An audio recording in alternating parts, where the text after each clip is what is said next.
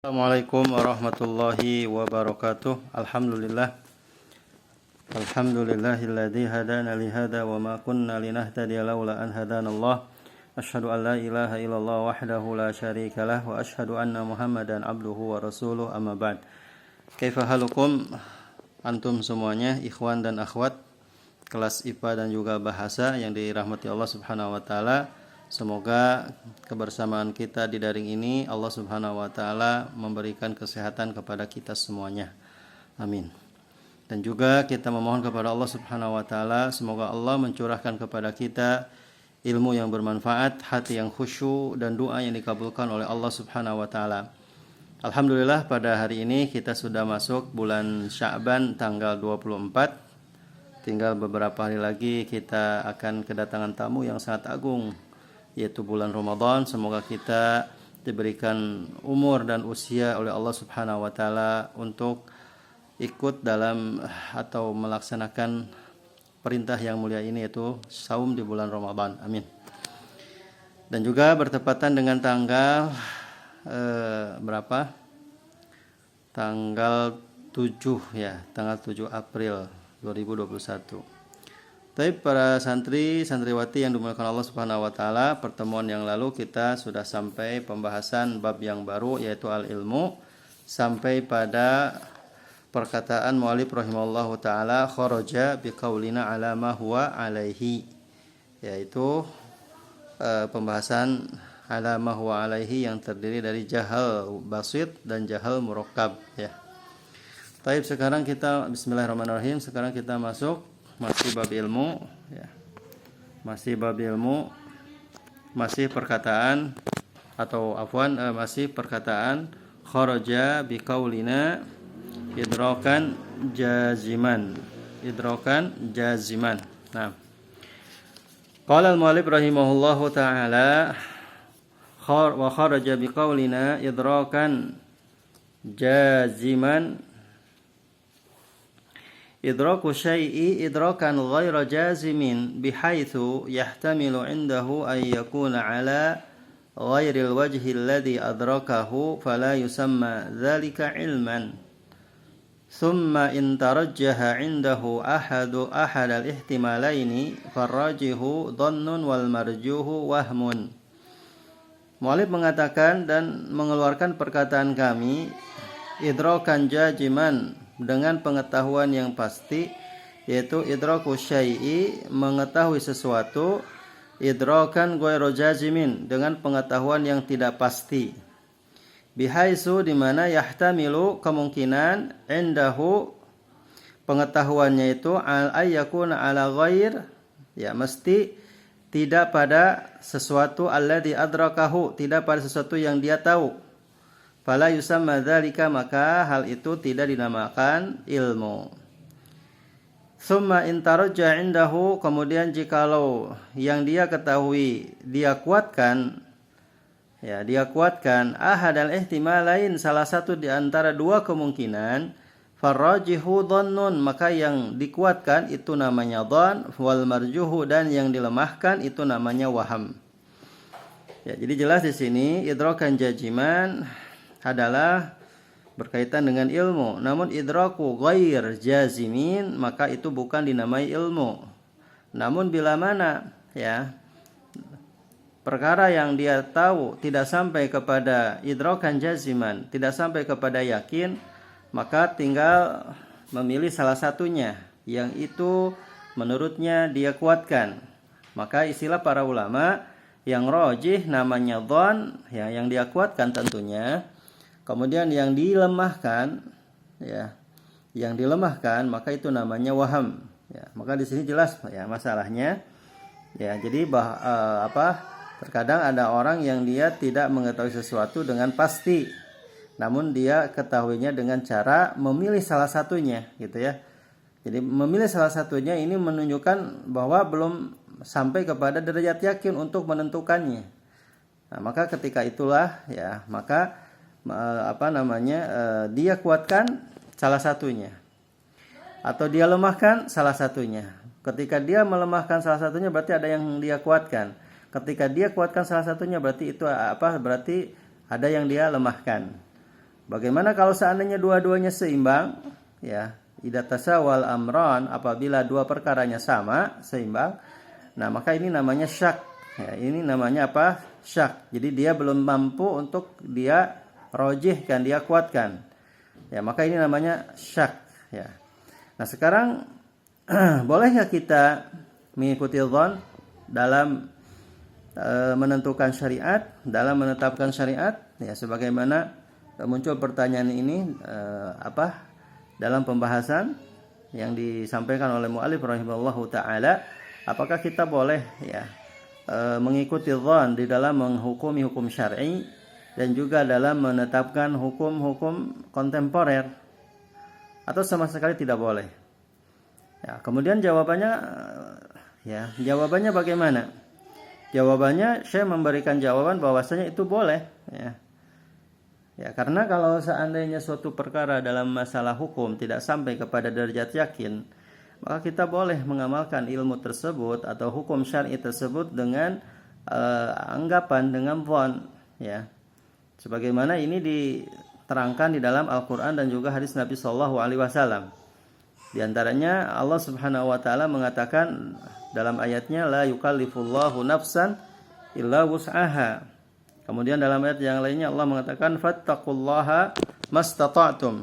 Kemudian dalam ayat yang lainnya Allah mengatakan in ja'akum fasiqun binaba'in fatabayyanu. Di dalam ayat-ayat ini Allah Subhanahu wa taala mengatakan la yukallifullahu nafsan illa wus'aha. Allah tidak membebani jiwa-jiwa kecuali dalam apa yang dia usahakan. Begitupun dalam ayat yang lainnya Allah mengatakan fattaqullaha mastata'tum. Fattaqullaha mastata'tum, maka bertakwalah kalian semampunya. Maka bertakwalah kalian semampu kalian, gitu ya. Kemudian dalam ayat yang lainnya Allah mengatakan in ja'akum fasiqun binaba'in fatabayyanu. Jikalau datang kepada kalian orang fasik dengan membawa berita, maka ya jelaskanlah oleh kalian. Ya, maka carilah penjelasannya. Nah, ini adalah ayat-ayat yang berkaitan dengan bolehnya kita beramal dengan didasari dzan, dengan didasari anggapan atau perkiraan di dalam menetapkan hukum syar'i. Lalu kemudian dalam hadis Nabi sallallahu alaihi wasallam, Nabi sallallahu alaihi wasallam bersabda, "Idza syakka ahadukum fi salatihi falyataharra aw falyataharra as-sawaba tsumma liyabni alaihi." Di dalam hadis ini Nabi sallallahu alaihi wasallam mengatakan, apabila salah satu di antara kalian ragu di dalam salatnya, maka carilah yang benar. Carilah yang benar, berusahalah untuk berada dalam kebenaran. Summa liyabni alaihi, kemudian tetaplah di situ. Ya, tetaplah berdiri di atas kebenaran. Nah, maka dari dalil-dalil ini menunjukkan, ya, saya memberikan jawaban boleh berdasarkan ghalabatil dzan, ya, ghalabatil dzan, dengan anggapan dalam menetapkan hukum syar'i. Dan masih banyak nas-nas yang lainnya. Kemudian ada bantahan dari jawaban Syekh ini. Bagaimana Anda katanya membolehkan atau menetapkan hukum syar'i dengan dzan, sementara Allah Subhanahu wa taala mencela hukum orang yang dengan dzan, ya, dengan mengikuti dzan, sebagaimana kan Allah mengatakan dalam ayatnya iyattabi'una ila dzan wa la taqfu ma laysa laka bihi ilmun innas sam'a wal basara wal fuada kullu ulaika kana anhu mas'ula. Kemudian dalam ayat yang lainnya Allah mengatakan qul inna ma harrama rabbiyal fawahisha ma dhahara minha wa ma batan wal itsma wal bagya bighairil haqqi wa an tusyriku billahi ma lam yunzil bihi sultana wa an taqulu 'ala Allahi ma la ta'lamun. Nah, katanya dalam ayat-ayat ini kita tidak boleh mengikuti dengan dzan. Allah mengatakan iyattabi'una ila dzan. Ya, tidaklah mereka mengikuti apa-apa melainkan dengan praduga, dengan perasaan, perkiraan. Kemudian dalam ayat yang lainnya Allah mengatakan wala taqfu ma laysa laka bi ilmun. Janganlah Anda mengatakan sesuatu yang Anda tidak tahu ilmunya. Karena sesungguhnya pendengaran, penglihatan, hati semuanya itu akan dimintai pertanggungjawaban. Nah, kemudian dalam ayat yang lainnya Allah mengatakan wa an taqulu 'ala Allahi, setelah Allah menerangkan tentang mengharamkan riba dan seterusnya. Lalu Allah mengakhiri ayat ini dengan perkataan wa an taqulu 'ala Allahi ma la ta'lamun. Ya, jadi Anda mengatakan sesuatu yang Anda tidak tahu ilmunya. Jadi janganlah mengatakan sesuatu yang Anda tidak tahu ilmunya. Maka dari semua nas-nas ini, kata yang membantah ini, tidak menunjukkan bahwa tidak boleh menghukum atau menetapkan hukum syar'i dengan dhan, ya. Wa annaka dalam tatayakon anna hadha hukmallah fi hadil masal fa la yahillu laka an tahkuma bihi. Maka kalau Anda belum yakin untuk menetapkan hukum Allah di dalam masalah ini, maka tidak boleh Anda untuk menetapkan hukumnya, gitu. Maka ini tidak boleh. Nah, sekarang bagaimana jawaban Syekh rahimahullahu taala dalam bantahan ini? Beliau mengatakan apa? Inna dhanna alladhi dammahu Allah huwa dhann alladhi lam yubna ala qara'in. Beliau mengatakan bahwa perkiraan atau praduga yang Allah Subhanahu wa taala mencelanya itu adalah dhann yang tidak berdiri di atas qarinah. Dhann yang tidak berdiri di atas dalil.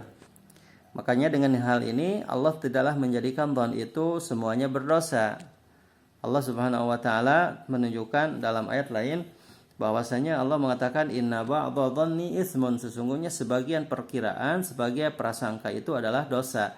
Nah, makanya Allah Subhanahu wa taala di dalam ayat tersebut tidak menggunakan kalimat kullu, inna kulla dhanni ismun. Tidak mengatakan demikian, tapi Allah mengatakan inna ba'dha, sesungguhnya sebagian saja, tidak semuanya. Jadi ada sebagian yang tidak berdosa, ya, yaitu terpuji, dan ada sebagian dhan yang tercela, berdosa. Ya, yang bagaimana yang tercelanya ketika dia mengikuti dhan, yaitu yang tidak berdasarkan di atas dalil. Namun kalau seandainya berdiri di atas dalil, kemudian beliau tidak mampu untuk bisa kepada derajat yakin, sehingga para ulama dan madzhab berbeda pendapat, maka itu sesuatu yang wajar, ya, dalam menetapkan hukum syar'i. Nah, kemudian bantahan dalam ayat wa antaqulu 'alallahi ma la ta'lamun, ya. Jadi kalian mengatakan atas nama Allah terhadap apa yang kalian tidak tahu ilmunya. Iya, betul, kita paham. Nahnu la naqulu 'alallahi ma la na'lam. Kita tidak mengatakan sesuatu atas nama Allah terhadap apa yang kita tidak tahu ilmunya. Lakin nahnu na'lam anna Rabbana azza wa jalla lam yukallifna ma la taqata lana bih. Namun Allah Subhanahu wa taala ya benar-benar ya mengatakan kepada kita bahwa Allah tidak membebani kita apa yang kita tidak mampu untuk bisa mencapai kepada derajat yakin. Wala ma la wus'alana bihi. Dan tidak ada ya sampai kepada usaha ke sana untuk sampai kepada derajat yakin. Wa nahnu idza darasna nassan minan nususi lanastadil bihi ala hukmin mas'alah fa nahnu baina umurin muta'addidah. Nah, sekarang kata Syekh Mu'allif rahimahullah taala mengatakan ya kita telah mempelajari nas di antara nas-nas Al-Qur'an ya dan hadis Nabi SAW yang telah memberikan pendalilan kepada kita tentang suatu hukum masalah ya. Dan ini ada beberapa perkara. Yang pertama, imma an na'lam ilmal yaqin dalalatihi ala hadil masalah. Ya, jadi ada dalil-dalil yang banyak ya sampai kepada derajat yakin di dalam pendalilan masalahnya. Ka ilmina bi annal maitah haram. Seperti halnya antum tahu ya bahwa haram bangkai itu hukumnya apa? Haram. Apakah ada keraguan? Apakah perlu dirojihkan? Enggak. Ya, semua yakin bahwa bangkai itu adalah haram. Sebagaimana Allah mengatakan hurrimat alaikumul maitah. Allah mengharamkan bagi kalian apa? Bangkai. Kemudian ada juga yang kedua wa imma an taraddada fil hukmi. Ada hukum yang dia belum sampai kepada derajat yakin, taraddud, ragu, bimbang fi dalalatin nas 'alal hukmi.